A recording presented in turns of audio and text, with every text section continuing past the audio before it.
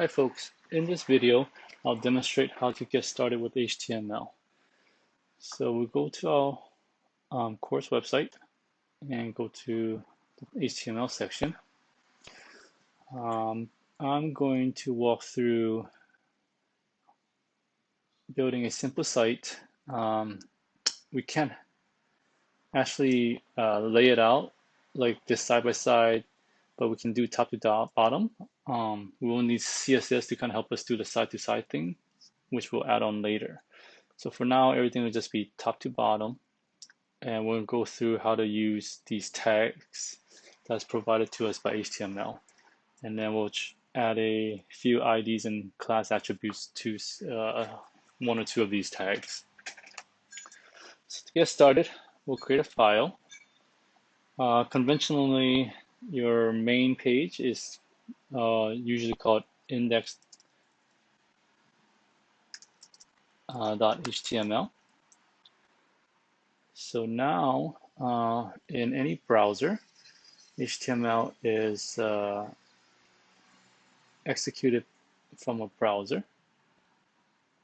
or opened is a file format recognized by browsers. We'll go ahead, navigate to our file that we just created, and it's a blank file. And these browsers, whichever browser you choose, whether it's Chrome, Firefox, Safari, Edge, Brave in this case, which is based on Chromium, an engine of Chrome. And yeah, they all have kind of a developer tool. So that's kind of how you'll troubleshoot, debug your page normally. So even though we haven't put in anything, most pages they just default to this kind of setup. They can make certain assumptions for you, but it's best to be explicit and don't let the browser choose for you, dictate for you. So this is as basic a page as they'll get. So HTML, you need an opening and closing tag, and this is kind of like the start of most HTML pages. And there's a head section, head tag, and in here you normally put metadata, like information about the page, but not necessarily contents of the page. For the contents of the page, you would normally put it in the body tag. So here, I'm going to refresh.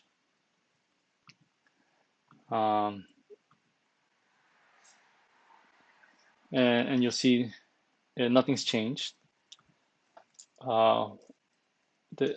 It's hard to see tags within head in the head section.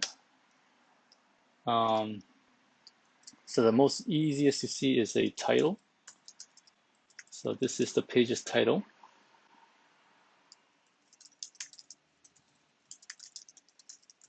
And once we do this and refresh, you'll notice that this has changed. And if we open up our inspector here, you'll see the tag that we just created. So that's kind of the head. All of these tags belong in the body. So I'm just going to go step through and add each of these tags to our little page here. So here, these are all titles. So again, it's good to indent properly.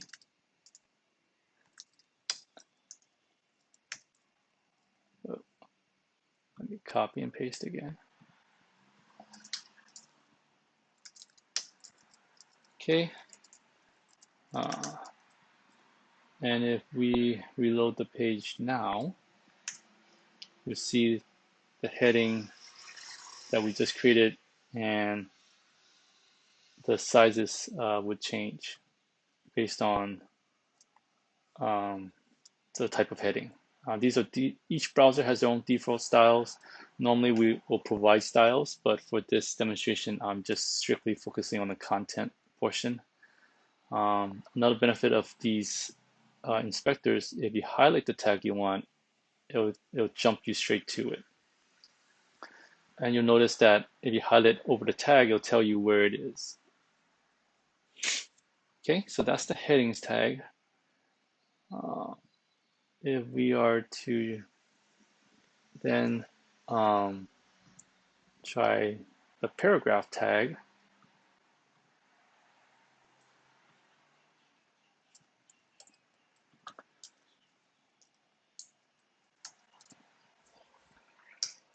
we'll just tack it on as so.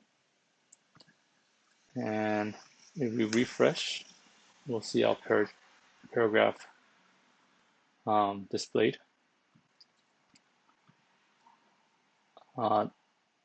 This A is the anchor tag, and these are the links in our page.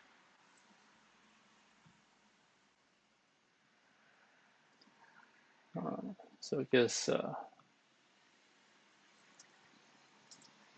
we'll put it in here. So the text between the anchor tag, opening and closing anchor tag, is the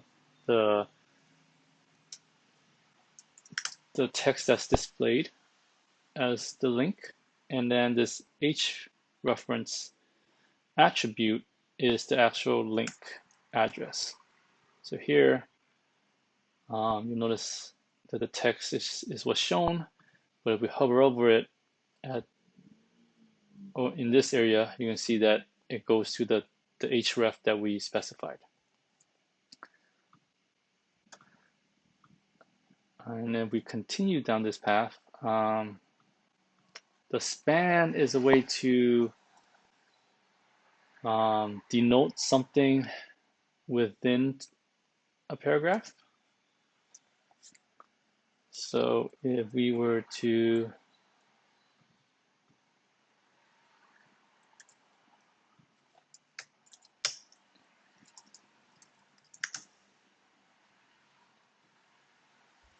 do something like this.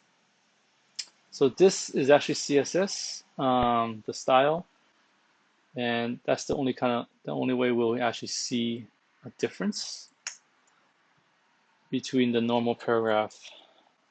So we'll just have a little bit of CSS here to help us learn the HTML.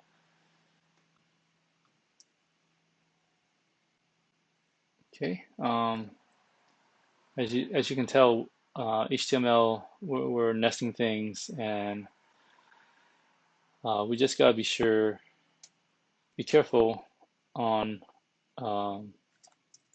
when we open and close tags. So we don't want to do something like this where we open an anchor tag and then close it here after a paragraph.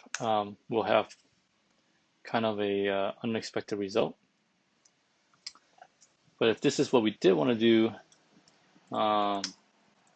that's kind of, we're saying that the paragraph is the anchor, the links text. But I think that's a poorly formed HTML, but it is possible, and most browsers are very lenient.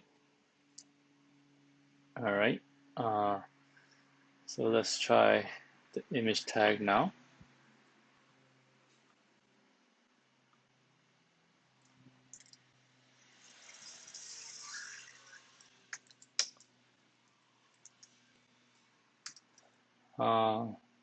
We would actually need to provide a picture. So here, the image tag is trying to find a picture in this relative path to our page, but we haven't provided one. So let's find an image actually. And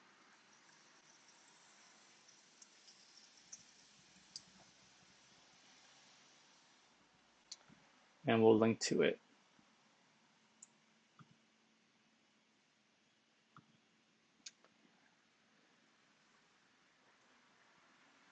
So we'll copy the image address.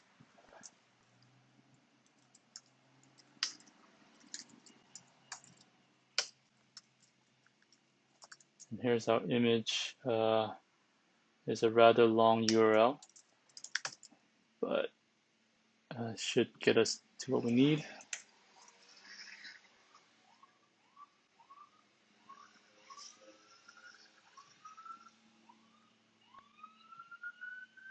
Let's see if we can find a smaller picture.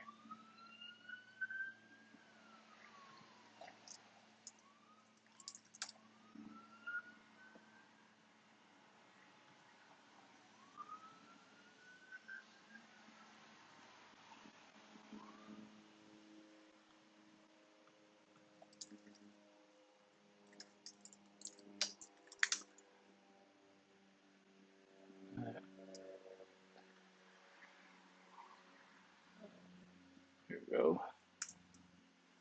All right, so here's our image. Most websites, they would use an image that's on their own page. But we'll just do this for now. You can definitely link to anywhere on the internet. All right, so we added an image. Let's now add our table.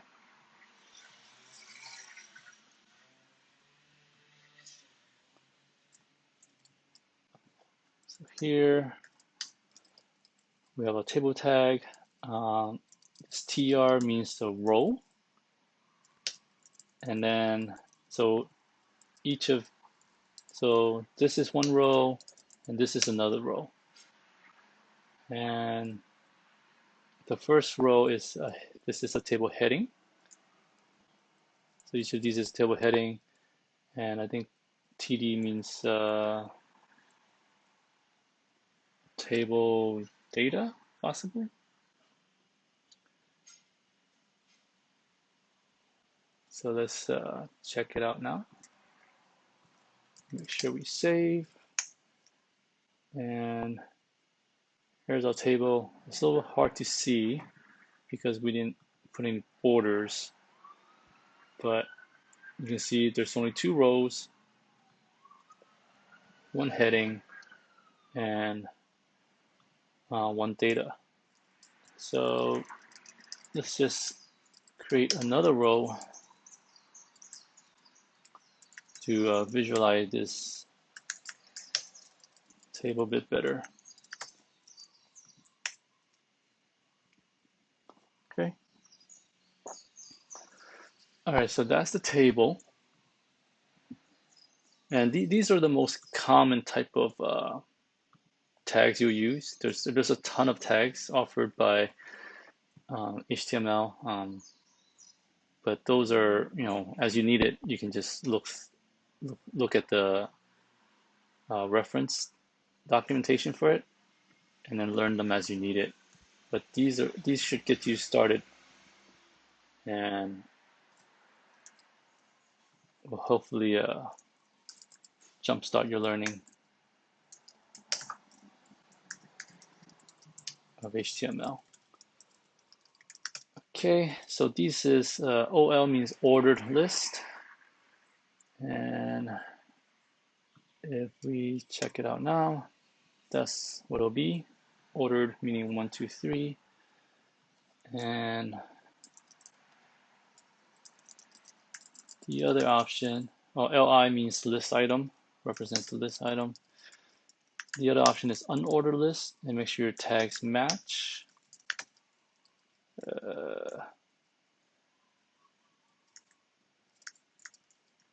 And just to show it differently, here's our ordered list and our unordered list. Last but not least, we have these divs and headers and footer navigation elements. So all of these are, at one point they didn't exist and we just used divs to represent them. But as as people use div, there's a common set of use cases for these divs that popped up. So if we were to use these kind of like specialized divs, it allows you know, website analyzers, crawlers like Google, to kind of figure out the intent of the content. So they give more meaning than just a normal div, but they're just a grouping of other tags.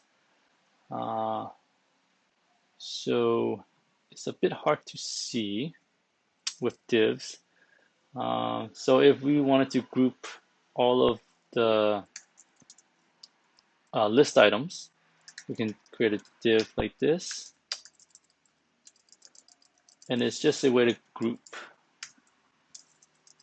things together. So here you notice it looks the same, but now we inspect it, it's nested inside a div. So I'm gonna maybe nest the headings in the header tag to kind of mimic a normal website that for some reason have all the headers, all the headings under a header tag. But it's just a grouping. You'll notice it still looks the same, but if we inspect it now, they're all grouped under a header. So just kind of these tags really just helps you structure your page a little bit better, give it some context and meaning. Let's see. So I think a footer is pretty common.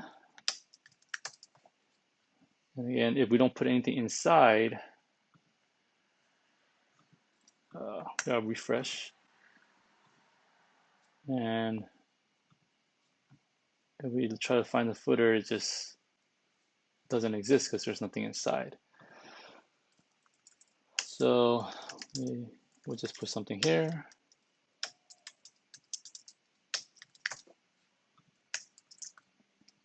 And there you go.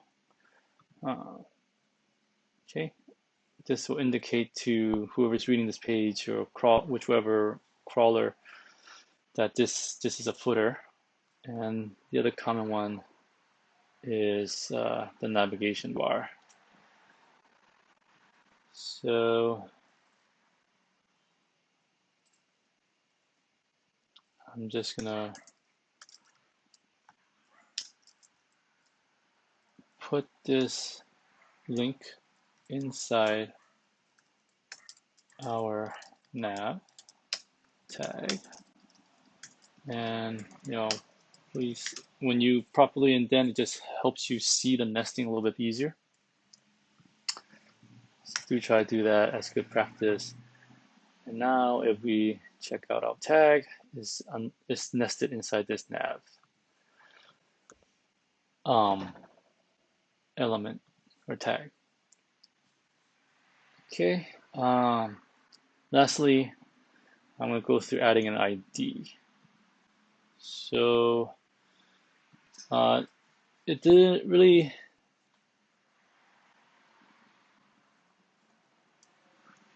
not that useful right now to have an ID in class.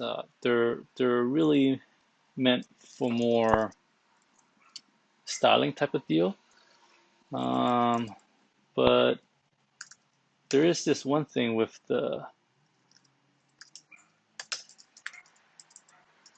ID that's kind of useful.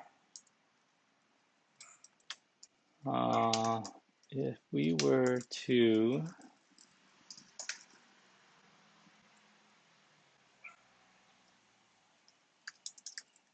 set the ID equals to footer,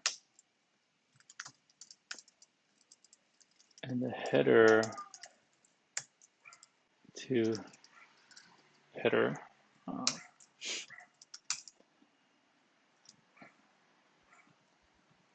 And refresh. So we inspect it now. You'll see that the header has an ID of header and the footer has an ID of footer. We can do these kind of like internal page links. So here it will navigate to header, and we put footer, it will bring us to the footer. So that's a benefit of ID. So that also means IDs are unique to a page. You shouldn't have two elements of the same ID. So this shouldn't be footer because it will conflict with this footer.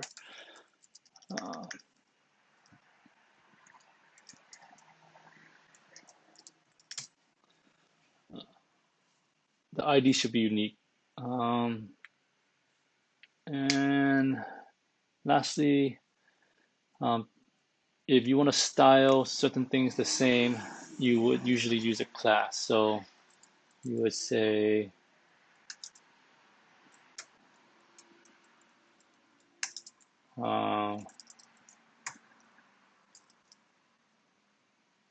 let's see, if this paragraph was important, maybe you want to style everything that's important red, you would give it a class name.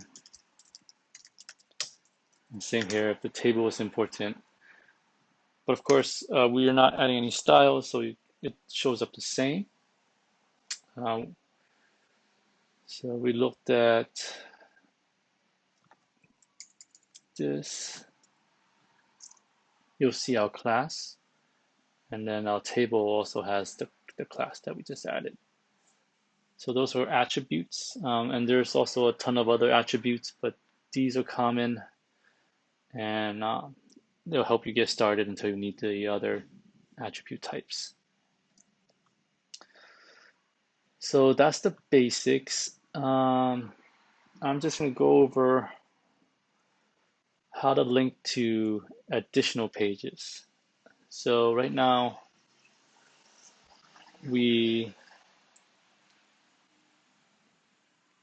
have just one single page. If we were to create another page,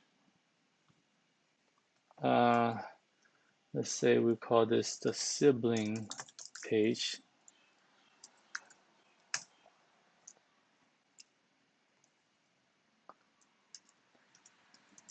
And make it into a real page.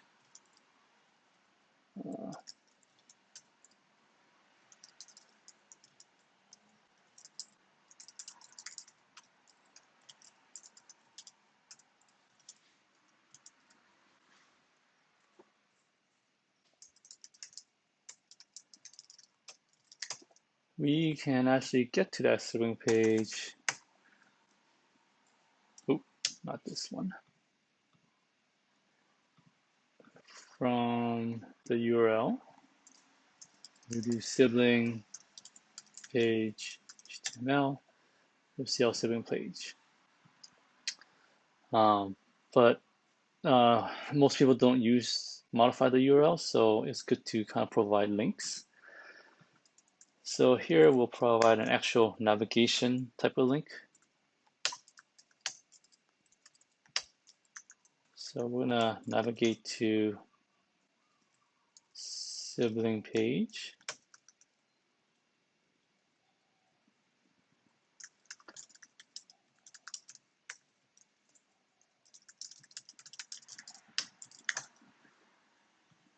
And refresh. Here you see our two links. So we click here.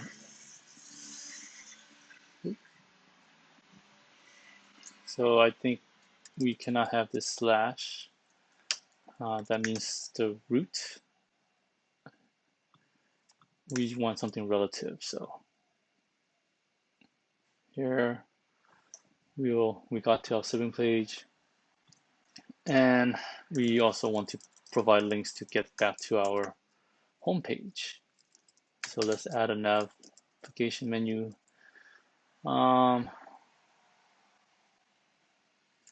We don't need the Google. So if we navigate back to home,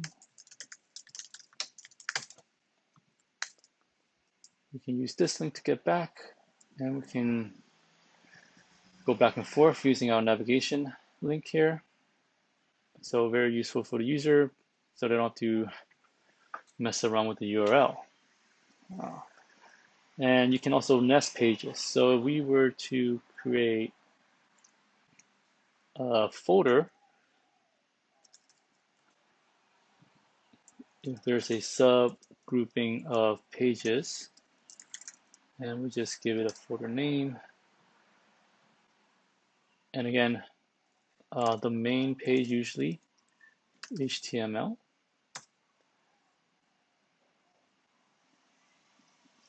So if we were to put this here, folder name pages.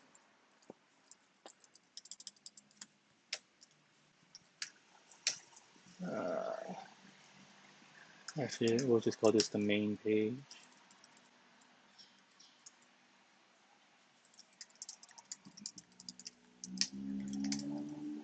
Okay.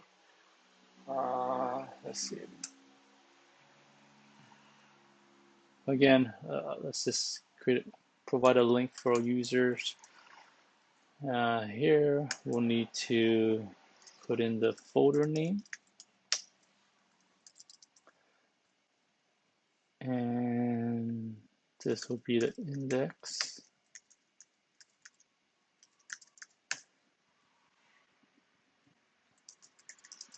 And folder name main page. We refresh. This link should take us to the folder name main page, and there's a link to get us back, which is broken because to get from this folder name index to the root index, we would need to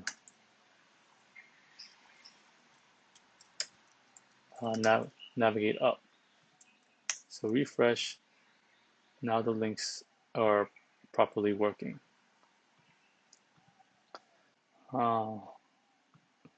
Let's say you want another page. So I'm going to duplicate this one if I can.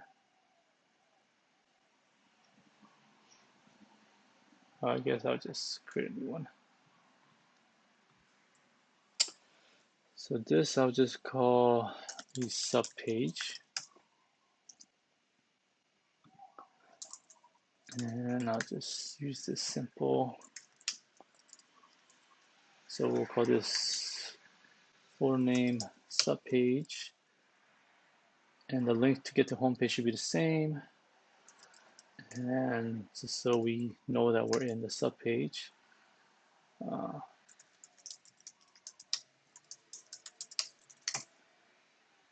Okay. And in our home page here, let's add another link.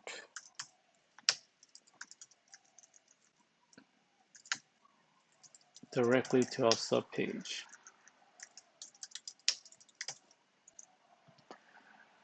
Okay, so refresh. Here's the link to our subpage. And then we'll go back to our home page. And if we wanted our sibling page to link similarly, we can copy the link here, paste it here. So we then go to our sibling page, we can go to our subpage and back. So you just gotta be careful of the path locations, but this will allow you infinite possibilities on organizing it. My recommendation is don't nest too deeply. As all things, 1 or 2 levels of nesting is probably sufficient. Otherwise, it just gets to be a nightmare to manage. But of course, there's always exceptions to the rule. Lastly, I want to show the same thing for our images. So let's actually save this image now. And we'll save it to our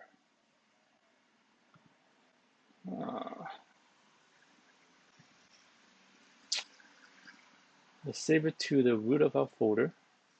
I mean, inside the folder name, the subfolder, and we'll call this minion. Okay. So now that we have it in our site, we don't need to go out to the internet.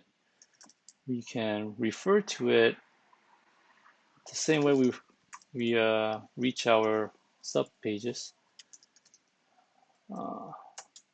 using these paths. So let's see it break. We refresh, the image is broken because it can't find the file. Put it back. Now it's able to find it. So if you're in the main page, you have to specify the folder name. But if you're in one of these nested pages here, let's just copy this one, go to a nested page, add this in here.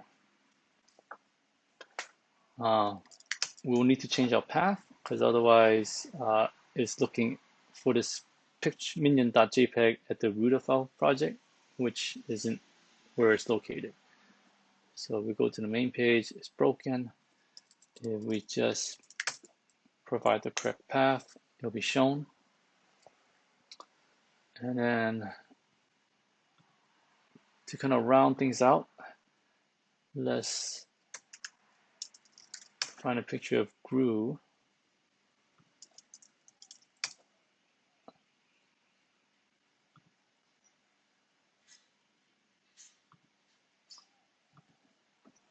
It seems like a big picture.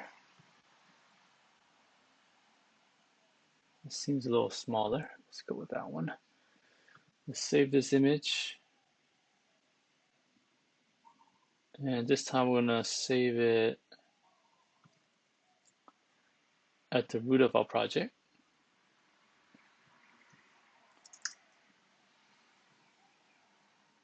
So here's a Gru picture. So if we're on the page at the root of our project, let's try the sibling page. We can reference that image as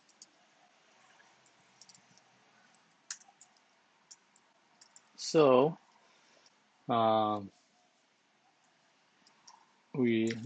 As their siblings, we're gonna do it this way.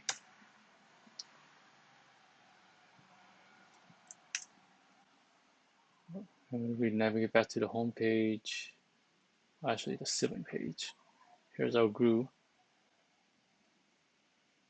And then if we needed to use the same image from, let's say, our subpage, we just have to make sure that the paths are correct again.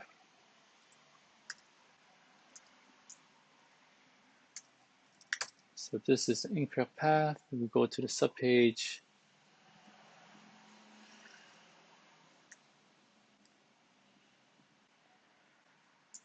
We're looking for Gru here, so it'll be wrong. So we also need to specify that it's in the parent folder, and then we'll have the correct image shown. Okay, I think that's the quick start to HTML. Hopefully that's good enough to get you started. And yeah, have fun.